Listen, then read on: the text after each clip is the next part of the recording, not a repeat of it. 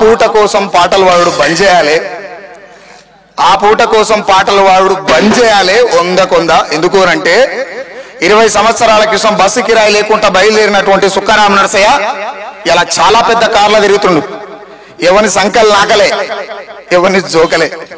But సుఖరామ Narasayya mind ని weapon చేసిండు. సుఖరామ Narasayya mind ని వెపన్ చేసిన తర్వాత రాజ్యం అర్బన్ నక్సలైట్ అని ముద్ర వేస్తే కూడా అవుబాయి తుపాకీ పట్టుకొని అడవులకు పోతే క్రైమ్ అవుతుంది. ఇది రాజ్యాంగబద్ధంగా మాకు తెలుసు. కానీ ప్రజాస్వామ్యంలో వండుకుంటూ నా బుద్ధిని వెపన్ చేస్తే నేను ఎన్ని ఎన్కౌంటర్లు అయినా చేయొచ్చు, నేను ప్రజాస్వామ్య నక్సలైట్ అని చెప్పి చాలా వేదికల మీద చెప్పిన మళ్ళా ఒక్కటి మాత్రం బలంగా చెప్పగలుగుతా, చెయ్యి జాపి అడుకోవడం బంద్ చేయాలి కళాకారులు.